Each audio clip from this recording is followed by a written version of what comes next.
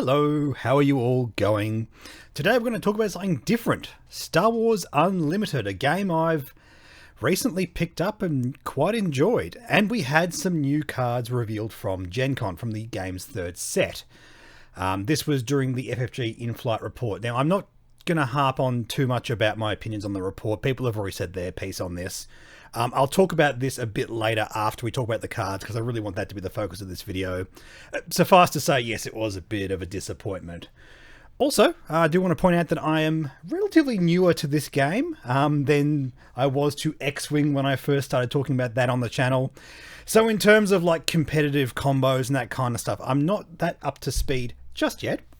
What I can say though, is I have been a Magic the Gathering player for quite a while, and you can see a lot of the design space from Magic in this game as well. You know, ultimately that's going to be a reality of most trading card games these days.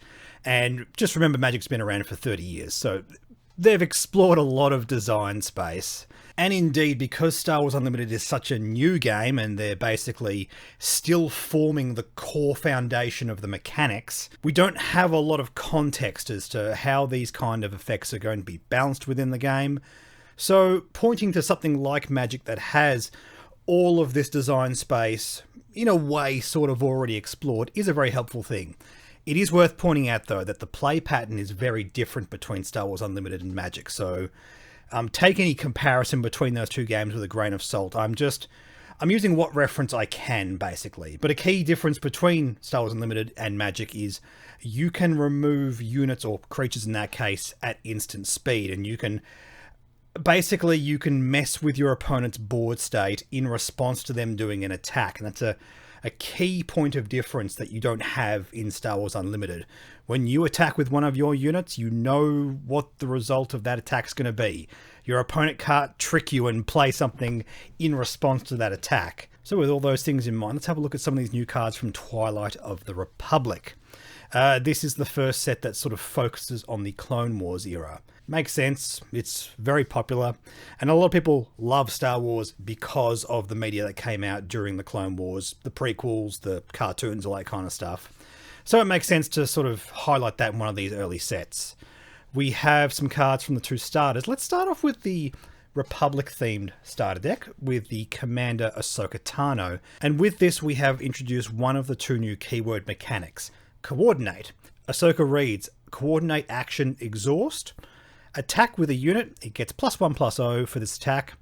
And the reminder text is, gain this ability when you control 3 or more units. That's what Coordinate means. Basically, on any card that has the keyword Coordinate, the following block of text is active when you have 3 units. I gotta say, I'm not really sure what to make of this mechanic from a balance point of view. Now, this is a new design space for the game, and just bringing up the comparison with a game like Magic, typically these kinds of designs, and it's been explored many times with many different variations, they're typically not fantastically powerful strategies.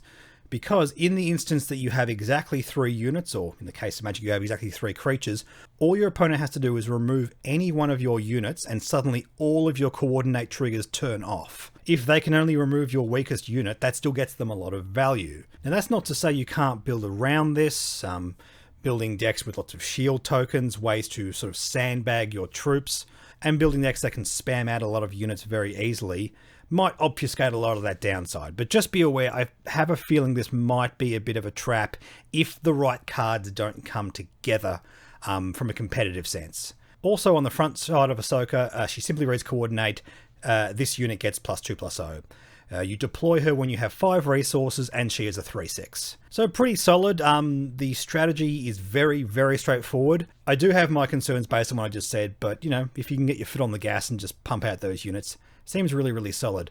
Let's have a look at some of these supporting cards that are used in this strategy. We have Anakin Skywalker. Not really a card that helps you go wide, but another good Coordinate payoff. He just lets you draw a card whenever he attacks, and you're coordinated, as in you have 3 units, so that seems really, really solid. The 332nd Stalwart, this is one of Ahsoka's paint job, clone trooper dude thingamajigs. For 1 resource, you get a 1/2 that is +1/+1 when you're coordinated. And Coruscant Guard, this one's quite interesting actually, because for 2 resources, you get a 3/2 that has ambush when you're coordinated.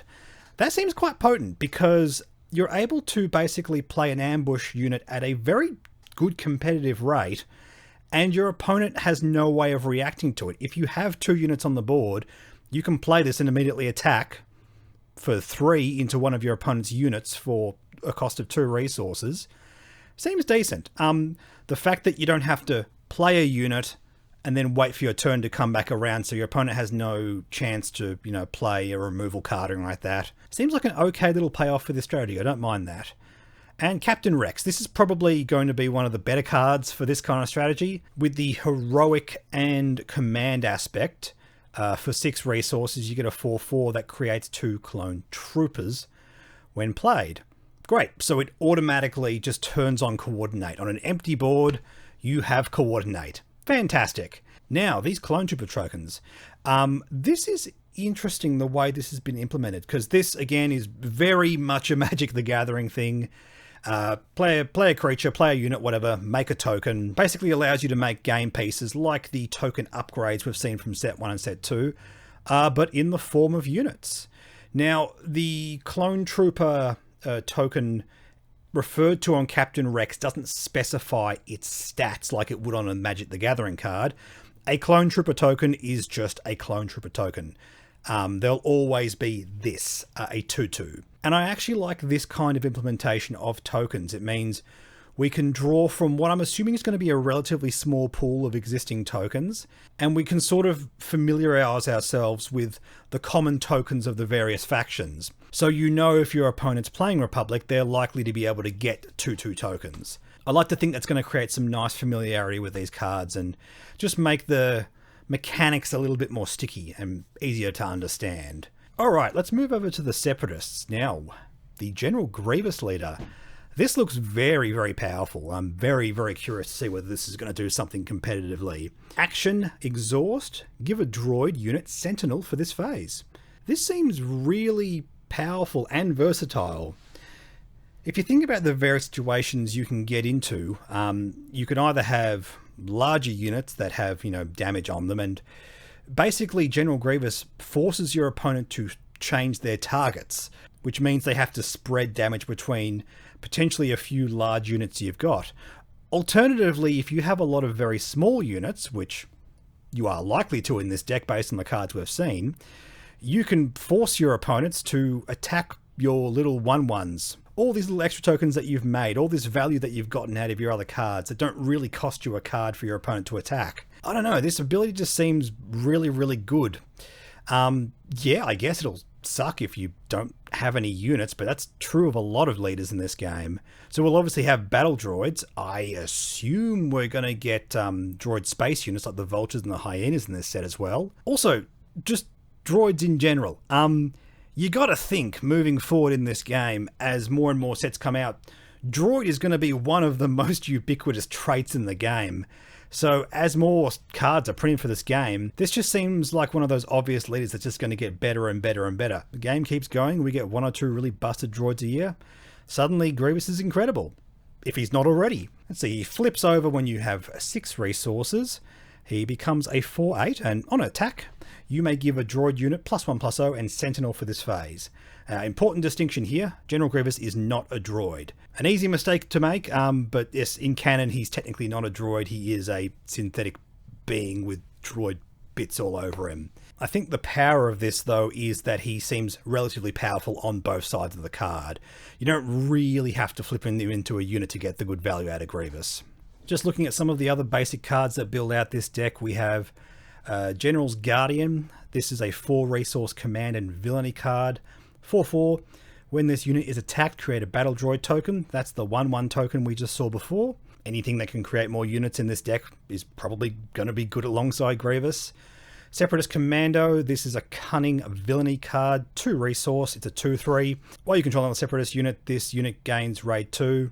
Cool, just a basic filler card. But what I really want to talk about is this new keyword. So let's have a look at these 3 cards here. So Hellfire Tank and Asajj Ventress both have this new keyword that is exploit. It's explained here on the Hellfire Tank. While playing this card, defeat up to 2 units you control. This card costs 2 less for each of the units defeated in this way. So the exploit value is the maximum amount of units you can defeat in order to pay for this card's cost. And this to me just seems really obviously powerful. The fact of the matter is, with Hellfire Tank, you can pay 8 resources for it. You can pay 6 resources and defeat one of your own units, or pay 4 resources and defeat 2 of your own units. The versatility there just seems really, really strong. In the case of Asajj Ventress, she only costs 4 resources at her maximum cost. She can cost 0 resources. You've got to defeat 2 of your own units. Certainly not impossible to play her on turn 1. I don't know if you're going to want to do that. Certainly seems like turn 2 or 3 is the better time to get her down in a proper competitive game. And in any case, she seems to want to not be overzealous with the exploit mechanic, because she wants other separatist units to be on the field for her to get the full value out of her card. When she attacks, if you attacked with another separatist unit, she gets +3/+0. So attacking as a 5/4 in those situations. Like, it's a solid rate on both of these cards, and the flexibility in the amount of resources you can pay is good. What I think really pushes this over the top, and please, again, I'm a newer player, so tell me in the comments if I'm overvaluing this, but the fact of the matter is there are cards, more accurately, there are units that actively benefit from being defeated. These on-defeat triggers that we see a lot of. In the deck, we also have Battle Droid Escort. This essentially makes 2 bodies when it's played, and 1 more body when it dies. So you get a 1/1, and immediately get a 1/1 token when it comes into play. When it is sacrificed, including with an exploit trigger, you get another 1/1. On turn 2, you could put into the battlefield a 1/1 Battle Droid token and Asajj Ventress. By playing this, and then defeating the 2 battle droids that you get, and getting that 1/1 that it leaves over. Seems decent value to me. Plus, you have the 1/1 to attack next turn to make sure you get Asajj's trigger. By the way, Asajj was revealed as a convention special card. I don't think she's going to be in this starter deck, but she was the only other card that was revealed. So I sort of lumped all these together, especially considering she plays into this kind of strategy. I gotta say, I like both of these new mechanics that have been introduced. I gotta say, I do worry a bit about Coordinate, simply because you are empowering your opponent and giving them more upside to removing your unit. While Exploit seems to work fine, I mean, even if your opponent manages to remove your units so you can't defeat them to pay the exploit cost, you still get their on-defeat triggers, and your opponent still can get to a point where they just have enough resources to play these cards without exploiting. So that's my take on all of that. I think these are really cool cards, and more importantly, I think these new mechanics really add to the game in a way that other things haven't. Sort of, you know, your board state matters kind of mechanics. I dig that. Now let's briefly have a chat about FFG's in-flight report. I don't want to be too negative in this video. I don't think it really serves anything, but I will say this. If anyone from FFG is watching this, I thought the presentation was interesting. I really liked basically everything that was on display. Just a couple of important notes. We, as the players of your games, don't really watch things like the in-flight report to have like a game accessories advertised to us. We watch them because we want to see cool new game pieces. You know, spending so much time talking about sleeves and deck boxes, they look fantastic. I'm not saying that they look like bad sleeves or deck boxes. It kind of left a bit of a sour taste in our mouth. It's just, we want to see the fun new cards, the fun new models, the fun new board games, all that kind of stuff. And I think in future years with the in-flight report, I really hope to see them go more in that direction. Plus, if you're going to do an in-flight report, it would be really nice if you had something new and exciting to show off. Yeah, expansions for existing games are good, don't get me wrong, but no new games, not even seeing like a board game or anything like that. It was kind of a downer overall. I think given that you guys did advertise this as a, you know, a return to the in-flight reports, we kind of expected a bit more as the fans. So just a bit of criticism there. I hope that these can improve in future years. Also, a huge shout out to the folks over on my Discord. We've been having a lot of chats about this game, and it really is what's made all of this more accessible for me. I actually have people to bounce ideas off of. Being new to a game's a lot of fun, and having a chance to, you know, talk about it on YouTube adds another exciting element to it. With that, don't forget Link to the Discord down below. Please come and join in the chat about Star Wars Limited, the future of X-Wing. There's lots to talk about with X-Wing, by the way. There's been some good announcements from the XWA over the past month, and I want to make a video sort of highlighting all of those. We recently got an announcement regarding store kits and what they're going to look like moving forward. So all of that to come. In the meantime, thank you so much for watching, and I'll catch you in the next video.